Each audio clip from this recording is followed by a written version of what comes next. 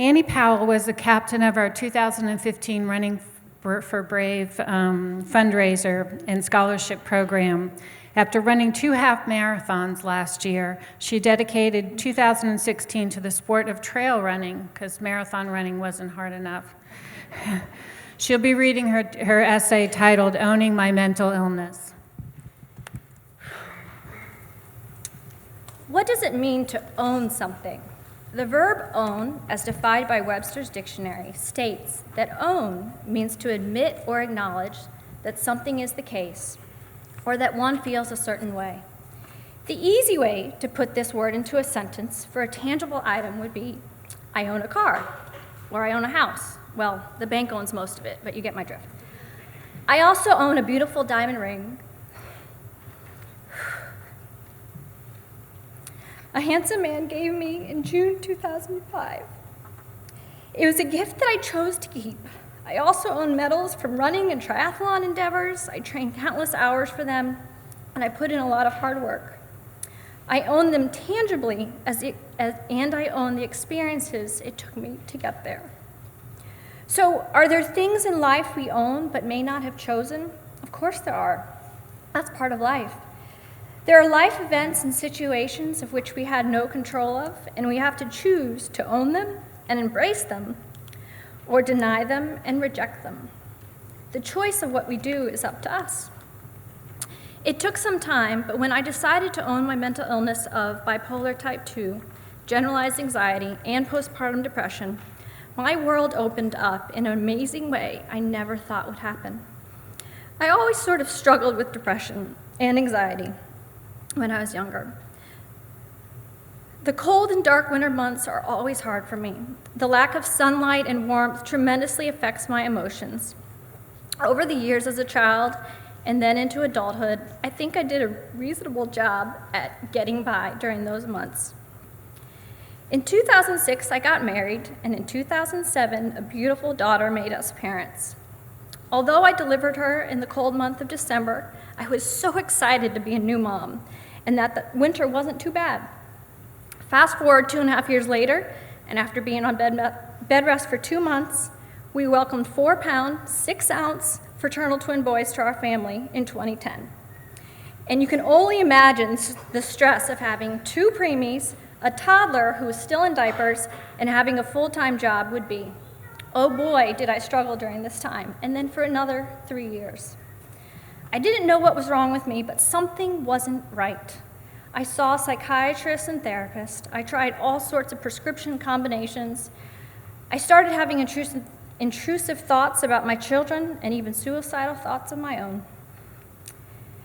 At one point, I was so scared of the thoughts going on in my head that I willingly asked my husband to take me to the hospital. I shortly after checked myself in to a psychiatric facility as I waved my proverbial white flag of surrender. Let's just say it was an expensive way to keep me safe and catch up on some much-needed sleep for 4 days and 3 nights. After the hospital stay in 2012, a new medicine regime, and switching to part-time status at my job, things were a little better, but still, something was off.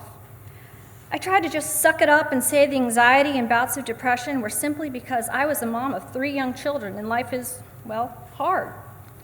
I got another job, which, as I look back, I wouldn't have taken if we hadn't needed a paycheck so badly, as the environment I was in was not healthy. The stress of this work situation was the final straw, which threw me into a 72-hour manic episode of early morning workouts, my regular workday, back to the gym in the evening, and then not sleeping a wink at night. I repeated this cycle for 2 nights. And as quickly as the mania appeared, the depression took over, and I was left sitting in my basement in the dark, staring at the walls. I thought I heard music coming out of the air vents in the ceiling, but also knew enough that it wasn't real.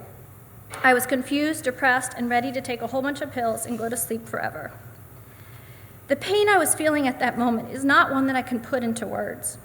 I just wanted what I was feeling that moment to stop, along with the years and years of trying to put on a good front that things were fine. But in reality, I was drowning in depression. It was only because of my unwavering faith and belief in God that I did not take my life that evening. The next morning, my husband found me sitting on the couch in a daze. He hustled our kids upstairs to get them ready for school, knowing something was definitely wrong. He called my mom and suggested that she should come over. A phone call to the psychiatrist was made, and due to the mania and family history, the diagnosis of bipolar disorder type 2 was given. I have to be honest, I was relieved. I knew that women don't continue to suffer from postpartum depression for 4 years after her children were born, and that it had to be something else. I now had the correct diagnoses and a direction to go to manage my mental health. Once I got on the correct medicines for my new diagnosis, my life changed in such an amazing way. My brain felt clear, and I was happy again. I felt like I could smile without it being fake. I could love on my children, which during my depression was insincere and forced. I received an amazing opportunity in November 2014 to share my story about postpartum depression for NBC Washington's Changing Minds series to shine a light on mental health. I loved the idea of sharing my story, but I was also unsure how it could affect my kids. Would parents let their kids come to our house if they knew their mom had a mental illness? Would my husband's job be affected if they associated my last name with his? Would my family be okay about me sharing such a stigmatized part of our life? Ultimately, all of my family and my friends who I confided in supported me about going public with my mental illness.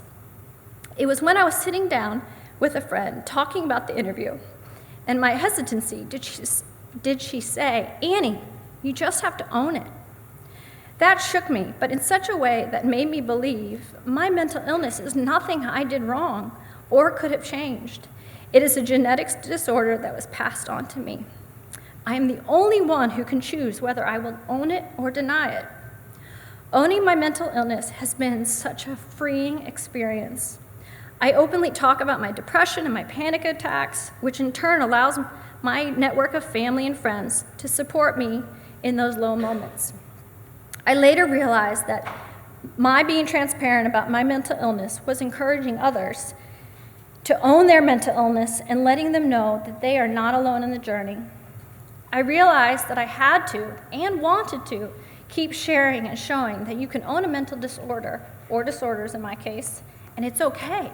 And living a happy and exciting life is absolutely possible.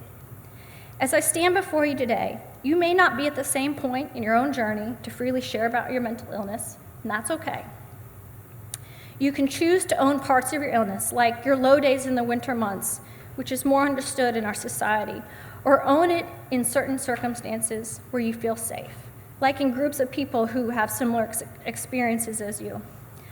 I'm not saying you need to scream you have a mental illness from the top of the rooftops, but you have to determine if you're going to own your illness or deny it as you live your life. That choice cannot be made by anyone else. It is a choice only you can make.